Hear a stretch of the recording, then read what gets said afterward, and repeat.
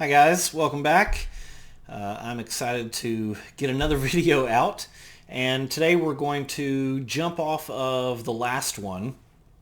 So if you haven't seen the last one, it's about kind of looking at scripture and how do we know what is allegory, how do we know what is history, and part of my thing was that a lot of them are both.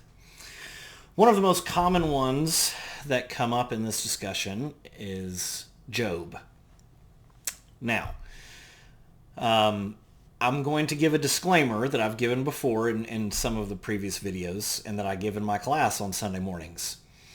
I'm not trying to convince anyone of anything.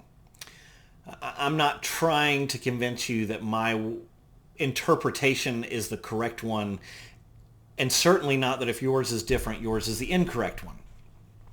What I am sharing are thoughts that I have of things that I have wrestled with. Now, they aren't random opinions. I can speak to them. I can back up as to why I am comfortable with coming to the conclusion that I have come to. However, most things are details. Very, very, very, very, very few things are, matters of salvation. We get wrapped up in that if you disagree that it's this major issue, but most of the time it's not.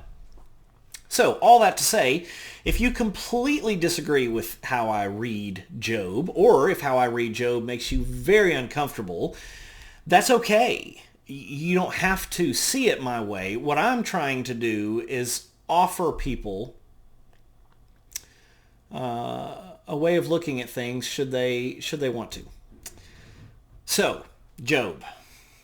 Job starts out, and Job has, in the story, there's no time mentioned. Actually, the actual book itself is extremely ancient. Obviously, dating is a difficult thing, but as best anyone can do, Job was probably written around the time Genesis was written. So, if we were going chronologically in our Bibles, it might go Genesis, Job. But the point I'm saying is the story itself, Job, this story, doesn't mention a time frame. It doesn't say when it is. It doesn't mention any kings or major events. There's nothing to date the events of Job. Then we have, it takes place with this guy named Job. It's kind of nondescript. Like, who is this guy? I don't know. It takes place in a land that is like way far off. We don't have any, this historical track of like why Jewish people should be there or should have ever visited there anywhere around this time, let alone had, someone like this. And so it's this land that's really, really far away. And so my point is, half tongue-in-cheek, is I tell everyone that Job starts out like the Star Wars, the yellow writing going up. Job starts out, a long time ago in a galaxy far, far away. That's kind of how Job kicks off. Then you have the setting. We start out in the throne room of heaven. And if you read this literal straight, and so you're reading it with, in your translation, Satan is probably capitalized. And so if you're reading it like that, it starts out with, this round table morning military briefing in the throne room of heaven. God is there and he's giving out the marching orders for the day and asking, talking about business and things like that. And in the throne room of heaven is Satan. To me, if you read it that way, this very much furthers the idea of that, okay, so maybe this isn't exactly a purely historical account. There's a caveat to that. And the reason why I'm stressing if you read it that way is it's actually the Satan, the Satan, lowercase. And it's it's a title, that phrase, the Satan, is the adversary, almost like the prosecuting attorney. It is the person who is disagreeing with, the person in charge, the person who is, giving a narrative. The Satan is someone who disagrees. There are times in Scripture where this is applied to people on God's side. There's a point in Scripture where an angel is described as the Satan because the angel is correcting people about who God is and what they're doing wrong. So the angel is the prosecuting attorney against these priests and humans that are screwing up. And so my point in that is just the Satan doesn't have any connotation of good or evil. And so looking at it that way, we have a heavenly being in the throne room who is disagreeing with God. It also doesn't always have to be like a correction, so to speak.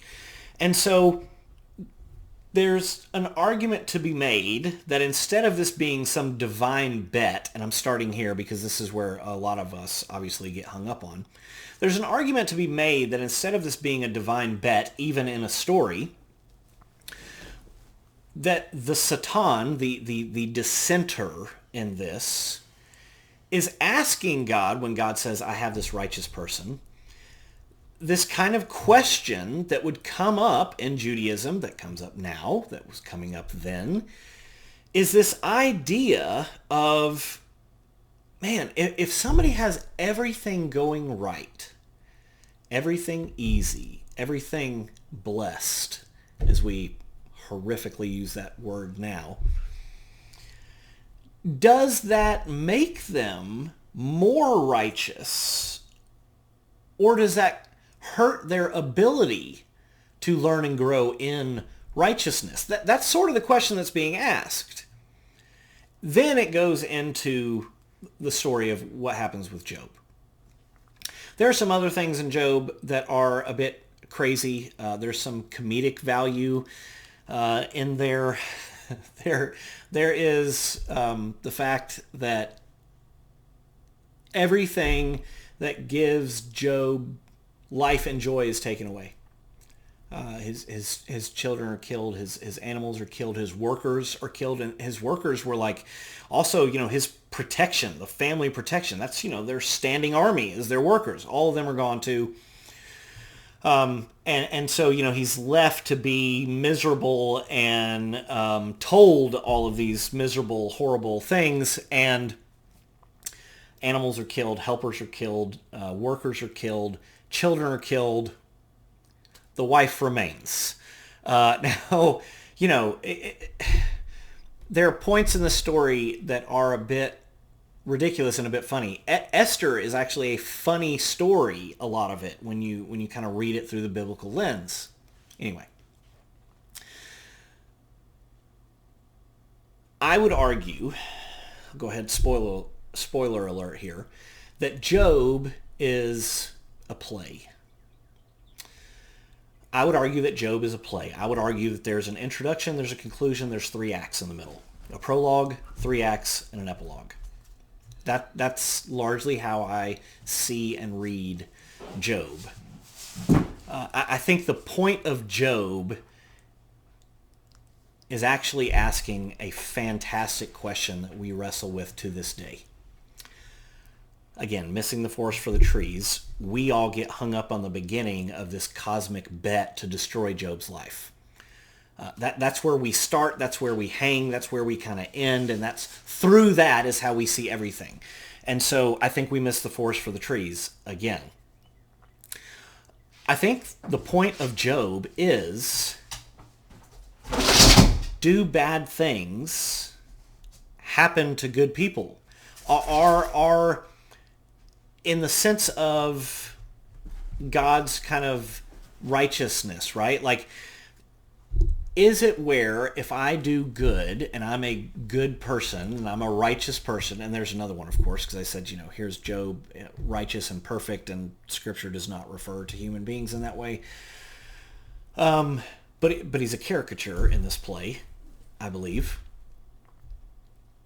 It's asking the question, if I'm a righteous person, in Job's case, if I'm this perfect, righteous person, are bad things not allowed to happen to me? Run that out, and the question is, okay, all these terrible things did happen to Job. So when terrible things happen, does that mean that you did something wrong and God is ticked at you and that's why this is happening? Because that's what his friends say. His friends argue like, dude, this doesn't happen for no reason. Clearly you've done something wrong. And Job's like, no, man, no, I haven't. Job's wife, who's left in the story at one point, tells me, curse God's name and die. That's her level of encouragement in all of this. But I think that's the profound question. I think that's what the book wrestles with, is when bad things happen, is that because God is ticked at you? When bad things happen, is that because you are a bad person? Or is this world fallen and broken and not heaven yet? It's neither Eden nor new creation, and so we're under the sun. And when bad things happen, we can't link them to someone being a terrible person. I think that's what it's wrestling with. I will also say, as I wrap things up again, I'm trying to keep these around 10, 12 minutes. So there's a whole lot more to say, but I'll cut us off here in just a second. My goodness, there is some unbelievably beautiful, powerful writing in Job. My goodness. Go read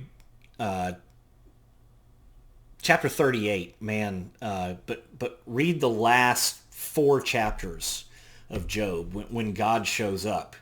At one point, Job wants to take the place of the Satan, and Job says, all right, I got a beef with God. I'm so righteous, I can bring my case against God. I want to meet God in the courtroom. I need God to show up. And when he does show up, I'm going to put the gloves on. I'm going to be the prosecuting attorney. I'm going to prove that I am right and just, and therefore shouldn't have bad things happen to me.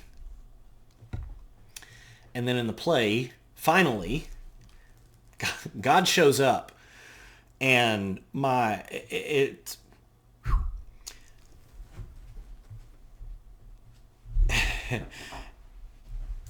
I won't use the word at the beginning because I want you to see find the entrance of God and how it describes that. The wording that it uses to describe God's arrival. Then after he arrives, God looks at Job, and we get sarcasm, true cutting God in this beautiful writing. God looks at Job and he goes, man, I'm having a hard time remembering, Job. Do me a favor. Remind me exactly, exactly, where were you standing when I poured the footers for the earth? Where were you exactly in relation to me when I made the cosmos? This is how it starts. Go read it. It is stunningly beautiful. And read it through the lens of this question that we all wrestle with. When something bad happens to someone else, when something bad happens to me, is that because they or I have done something terribly wrong and God is ticked? Is that the only reason? Is that why bad things happen? That's the wrestling of Job.